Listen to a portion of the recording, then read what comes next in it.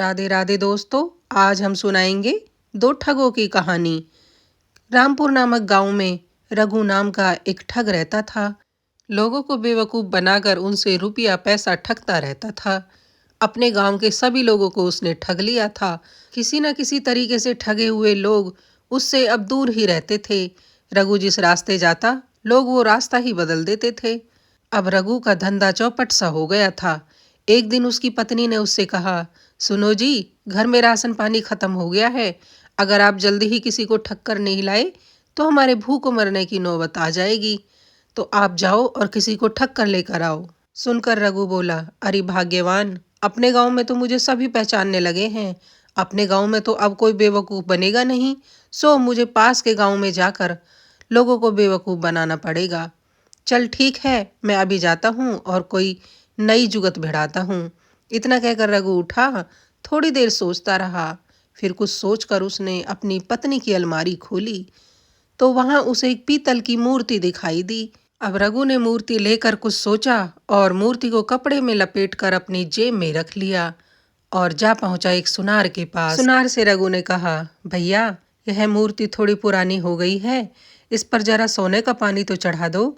तो सुनार ने मूर्ति लेकर हंसते हुए कहा, रघु, आज किसको बेवकूफ बनाना है रे?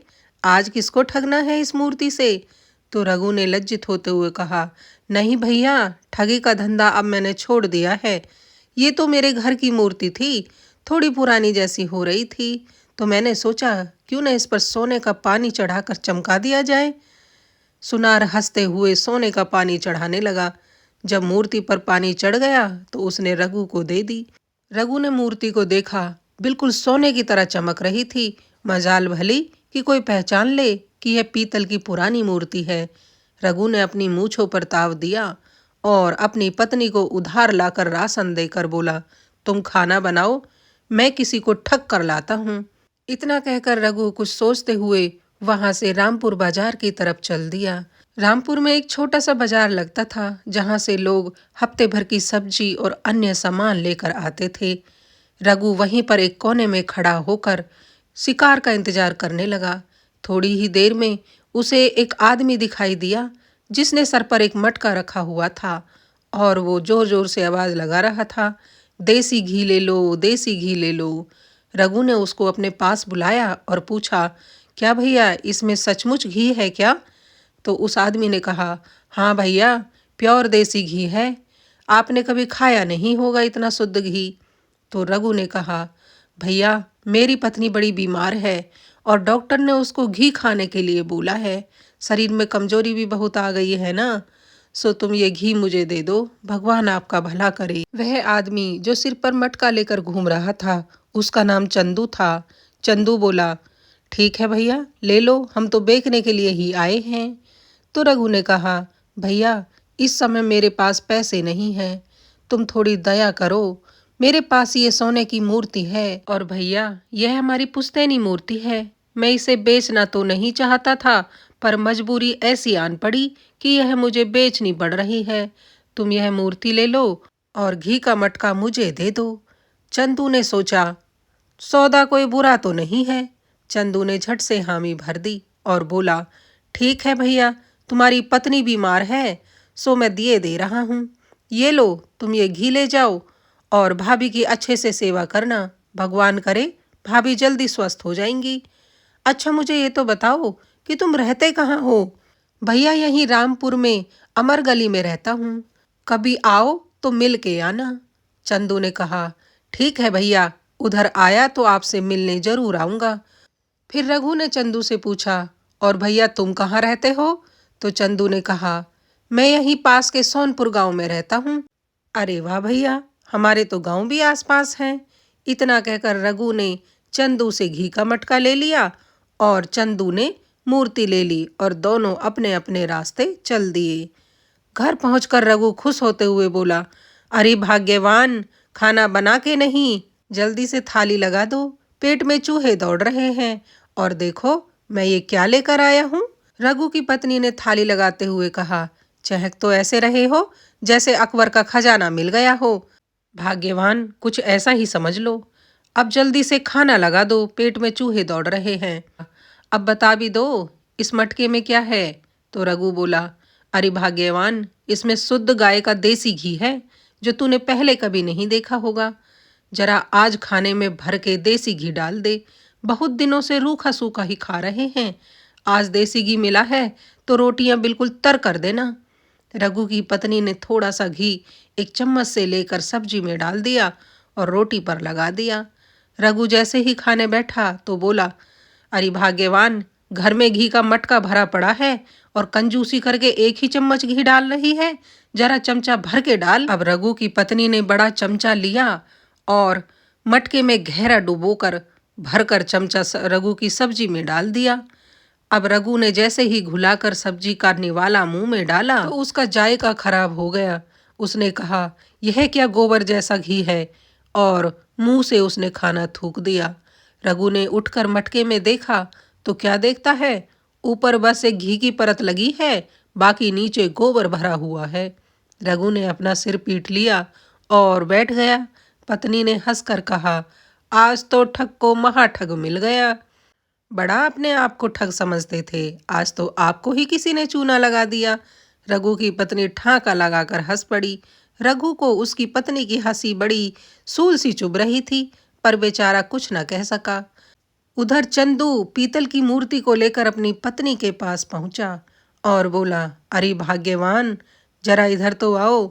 देखो, मैं सोने की मूर्ति लेकर आया हूं तुम्हारे लिए। बड़ी बोलती हो ना कि तुमने जेवर नहीं बनवाए। लो, सोने की मूर्ति लो और जितना जी चाहे उतने जेवर बनवा लो। चंदू की पत्नी बर्तन धुल रही थी। बीच में ही बर्तन छोड़कर अपनी साड़ी के पल्लू से हाथ पूछते हुए चहकते हुए आकर बोली, क्या सच में मैं गहने बनवा सकती हूँ? ये सोने की ही मूर्ति है ना? तो चंदू ने कहा, तुम खुद ही देख लो। पत्नी ने मूर्ति को उलट पलट कर देखा तो उसे तो सोने की ही लग रही थी। बोली, मैं कल ही जाऊंगी सुनार के पास और अपने लिए गले का हार, हाथ की अंगूठी, कंगन बनवाऊंगी। चहकते हुए चंदू की पत्नी ने मूर्ति को कपड़े में लपेट लिया और अगले दिन सुनार के पास जा पहुंची और सुनार से बोली, भैया, इस मूर्ति के जेवर बना दो। मेरे लिए गले का हार, हाथ की अंगूठी, कंगन और हो सके तो मेरे मांग टीका भी बना देना। यह सुनकर सुनार हंसते हुए बोला, लगता है आज चंदू ने तकड़ा हाथ मारा है। नहीं भैया, यह तो हमारी खानदानी मूर्ति है। बहुत दिनों से अलमारी में ऐसे ही पड़ी हुई थी, सो मैंने सोचा पड़ी रहने से तो अच्छा है मैं इसके जेवर बनवा लेती हूँ। सुनार ने कहा, सही सोचा भाभी जी, जरा दिखाइए तो, मूर्ति देख लूं एक बार।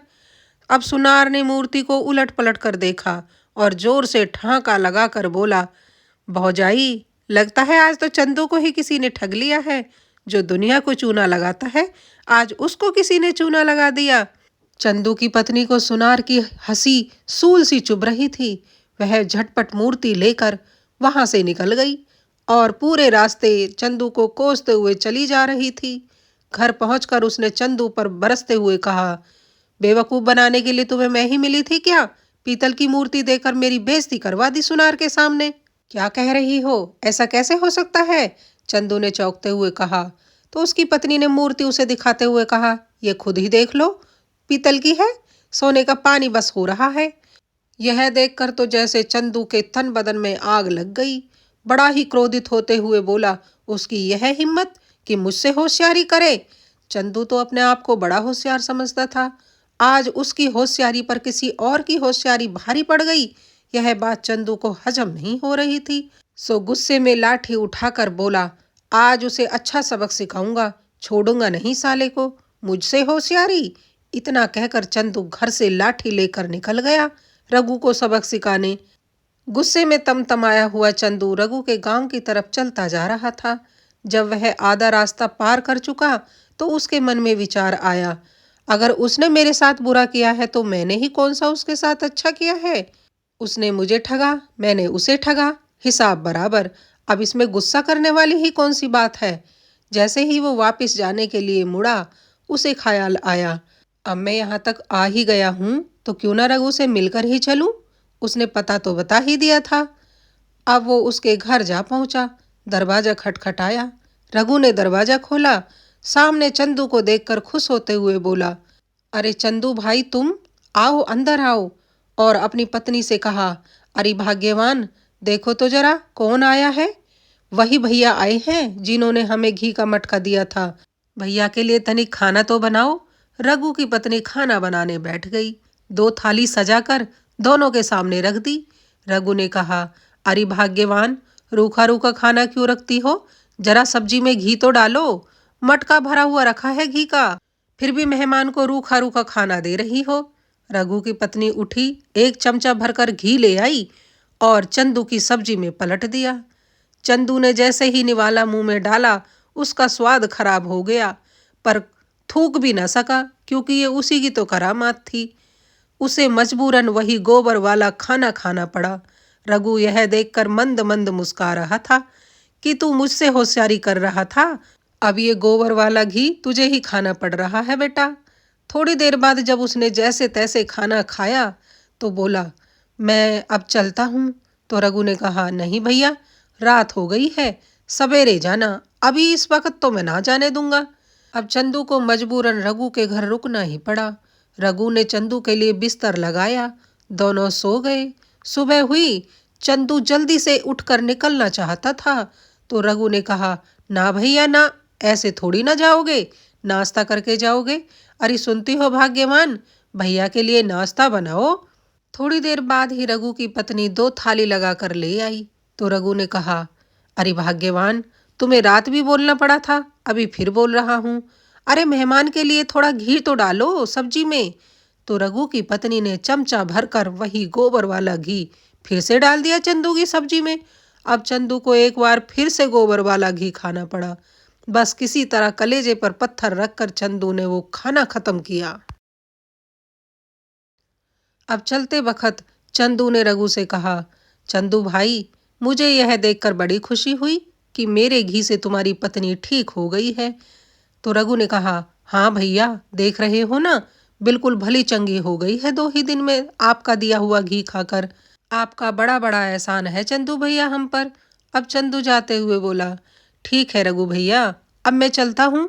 आप भी कभी हमारे गांव आओ और हमें भी सेवा का मौका दो। तो चंदू की बात सुनकर रघु ने तपाक से कहा, नेकी और पूछ पूछ, लो भैया, मैं तो कल ही आ जाता हूँ आपके घर। चंदू सोचने लगा, अरे मैंने तो इसको बेकार बोला, ये तो मेरे गले ही पड़ गया, कल ही आ धमकेगा मेरे घर। मेरी पत्नी तो कल वाली बात को लेकर अभी तक नाराज बैठी हुई होगी और ये आने की बात कर रहा है। राम जाने अब क्या ही होगा। यह सोचते सोचते चंदू अपने घर जा पहुंचा और अपनी पत्नी को सारा हाल कह सुनाया। उसकी पत्नी ने जब यह सुना कि वो कल को ही आने वाला है तो बोली, देखिए जी, उसकी वजह से सुनार के सामने मेरी बड़ी बेइज्जती हुई है। उसे किसी तरह से रफू चक्कर करो, वो घर तक ना आने पाए। मैं उसके लिए खाना ना पकाऊंगी। चंदू ने कहा, ठीक है, मैं कुछ सोचता हूँ। अगले दिन सवेरे ही चंदू अपनी पत्नी से बोला, मैं घर से जा रहा हूँ और पीछे से अगर वो आता है तो उसको कहना कि मेरे पति घर पर नहीं है और आपके आने की कोई खबर उन्होंने मुझे नहीं दी है। थोड़ी देर इंतजार करने के बाद वो वापस चला जाएगा। यह कहकर चंदू अपने घर से चला गया। थोड़ी देर बाद ही रघु भी पहुंच गया चंदू के घर और दरवाजा खटखटा कर बोला, चंदू भाई, मैंने कल वादा किया था मैं आऊंगा, सो मैं आ गया। चंदू की घरवाली ने दरवाजा खोला तो बोली, भाई साहब, आप कौन हैं? मेरे पति तो घर पर नहीं हैं। रघु प्रणाम करते हुए बोला, प्रणाम भौजी, कल चंदू भैया मेरे घर पर ही तो रुके थे, वही तो मुझे आज का न्योता देकर आए हैं। बताया नहीं उन्होंने आपको? ना भाई साहब, मुझे तो उन्होंने कुछ नहीं बताया और वो तो सवेरे ही चले गए हैं। राम जाने कब ही लौट कर आएंगे। आप चाहो तो अंदर आ जाओ। रघु ने कहा, ठीक है भाभी, मैं इंतजार कर लूंगा। रघु अंदर आ गया और बैठा इंतजार करता रहा। सुबह से दोपहर हो गई पर रघु जाने का नाम नहीं ले रहा था। चंदू की पत्नी परेशान होते हुए बोली, भाई साहब, अगर मेरे पति घर पर होते ना तो यह मुर्गा काट कर मुर्गा बनाकर खिलाती आपको, पर मैं क्या करूं, वो तो घर पर नहीं है और पीछे से किसी को खाना खिलाने की मुझे इजाजत नहीं है। रघु ने कहा, कोई बात नहीं भाभी, मुर्गा मैं काट दूंगा, तुम बना देना। नहीं भाई साहब, वो मुझ पर नाराज होंगे। रघु बोला, मैं उसे समझा दूंगा, वो कुछ नहीं कहेगा। तुम तो बस चूल्हा तैयार करो, मैं अभी मुर्गा पकड़ कर लेकर आता हूँ। रघु ने सबसे तकड़ा मुर्गा उठाया और उसे हलाल कर दिया। शाम हो चली थी। इधर चंदू ने सोचा, रघु अब जा चुका होगा, क्यों ना अब घर चला जाए। पेट में चूहे भी दौड़ रहे हैं भूख के मारे। चलकर कुछ खाता हूँ अच्छा सा बनवा कर। जैसे ही चंदू ने दरवाजे पर पैर रखा, सामने रघु को देखकर वह हक्का बक्का रह गया। रघु ने भी चंदू को देख लिया था, सो बोला, आओ चंदू भैया, देखो भाभी हमारे लिए मुर्गा बना रही है। चंदू उसे देखकर फीकी सी हंसी हंसते हुए बोला, अरे भैया, मेरे दिमाग से ही निकल गया था कि आज तुम आने वाले हो। कोई जरूरी काम था, सो मुझे जाना पड़ा, और तुम्हारी भाभी को भी मैं बता नहीं पाया जल्दी जल्दी में। रघु बोला, कोई बात नहीं भैया, आओ बैठो और खाना खा लो। चंदू उठकर अपनी पत्नी के पास गया तो उसकी पत्नी तमतमा रही थी गुस्से में। बोली, ये तो जमकर ही बैठ गया है, अब मैं क्या करूं? तो चंदू ने कहा, खाना तो अब बनाना ही पड़ेगा, पर एक तरकीब है, इसे भूखा ही भगाते हैं। ऐसे करना, एक कांसे के कटोरे को पूरा सब्जी से भर देना और एक सोने की कटोरी में थोड़ा सा शोरबा डाल देना। सोने की कटोरी उसके सामने रखना और कांसे का कटोरा मेरे सामने रखना। भूखा रहेगा तो खुद ही यहाँ से चला जाएगा। अब उसकी पत्नी ने ऐसे ही किया। पके हुए मुर्गे को कांसे की कटोरे में तो पूरा भर दिया और सोने की कटोरी में थोड़ा सा शोरबा डालकर रघु के सामने परोस दिया। कांसे का बर्तन अपने पति चंदू को दे दिया। अब दोनों खाना खाने बैठे तो रघु ने कहा, ये क्या भाभी, मेहमान सोने के बर्तन में खाए और मेहजबान कांसे के बर्तन में? ना ना, मैं ऐसे ना होने दूंगा। चंदू और उसकी पत्नी के लाख मना करने के बाद भी रघु ने बर्तन बदल दिए। कांसे का कटोरा खुद ले लिया और सोने का कटोरा चंदू के सामने रख दिया और छक्कर मुर्गा खाने लगा। थोड़ी देर बाद चंदू ने कहा, भैया, हमारे यहाँ रात को एक परेत आता है और उत्पात मचाकर चला जाता है। रघु खाना खाते हुए बोला, अच्छा, ऐसा परेत है क्या वो? आने दो, आज हम भी मिल लेंगे उससे। मैंने अच्छे अच्छे परेतों को सुधारा है। इतना कहकर रघु फिर खाने में जुट गया। अच्छा चंदू भैया, यह तो बताओ, जब वह आता है तो उसकी क्या पहचान है? तो चंदू ने कहा, घोर अंधेरा हो जाता है और बड़ी डरावनी हंसी हंसता है। चंदू ने सोचा डर कर भाग जाएगा रघु, पर रघु तो पक्का मुस्टंडा था। उसने किसी भी बात पर कोई ध्यान न दिया और मुर्गा खाता रहा। अब चंदू ने थोड़ी देर बाद अपनी पत्नी को हाथ का इशारा किया तो उसकी पत्नी ने दिया बुझा दिया। अंधेरा होते ही चंदू ने रघु के सामने से कटोरा उठाना चाहा तो रघु ने उसका हाथ पकड़ लिया और दे दनादन उसको बजाने लगा। अच्छा, तो तू परेत है, मेरे दोस्त को परेशान करता है, आज तुझे जिंदा नहीं छोड़ूंगा। चंदू बार बार कह रहा था, अरे भाई, ये मैं हूँ, छोड़ दो, ये मैं हूँ, कोई परेत नहीं है। पर रघु कहाँ मानने वाला था। अच्छा, झूठ भी बोलता है, आज तुझे सबक सिखाकर ही मानूंगा। मैंने अच्छे अच्छे परेतों को सुधारा है, तो तू किस खेत की मूली है? चंदू की पत्नी ने भी बीच में आकर अपने पति को छुड़ाने का प्रयास किया तो दो चार हाथ उसमें भी लग गए। हार कर उसने दिया जला दिया। दिया जलाते ही देखते क्या है, रघु चंदू की छाती पर चढ़ा बैठा है और उसके मुंह पर थप्पड़ ही थप्पड़ बरसा रहा है।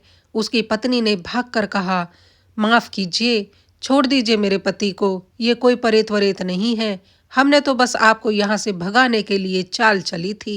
रघु ने चंदू को छोड़ दिया तो दोनों पति पत्नी ने सारी बात उसे कह सुनाई कि हम तुझसे परेशान होकर तुझे भगाना चाहते थे।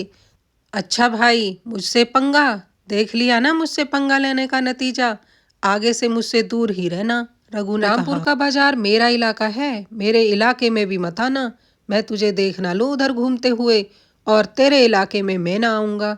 तू मेरे सामने मत पड़ना, मैं तेरे सामने ना पड़ूंगा। आज से हमारी दोस्ती दुश्मनी यहीं पर खत्म। इतना कहकर रघु अपने घर चला गया और चंदू ने अपनी पत्नी से कहा, भाग्यवान, मेरी कमर में बड़ा दर्द हो रहा है, चूल्हा जलाकर जरा सिकाई कर दो। चंदू की पत्नी सिकाई कर रही थी और रघु को कोस रही थी। हे भगवान, कितना मारा उस निर्दयी ने मेरे पति को। अब चंदू को भी सबक मिल गया था कि शेर को शेर भतेरे, घर नहीं तो भार भतेरे। यह सोचकर चंदू ने अब ठगी का धंधा बंद कर दिया था। अब वह मेहनत मजदूरी करके अपने परिवार का पालन पोषण करने लगा। तो दोस्तों, कहानी यहीं पर समाप्त होती है। आज की कहानी आपको कैसी लगी? कृपया कमेंट करके हमें ज़रूर बताएं। और हाँ दोस्तों, आप देश के किस कोने से हमारी कहानी सुनते हो, यह भी हमें बताएं। कहानी अगर अच्छी लगी हो तो एक लाइक कर दें।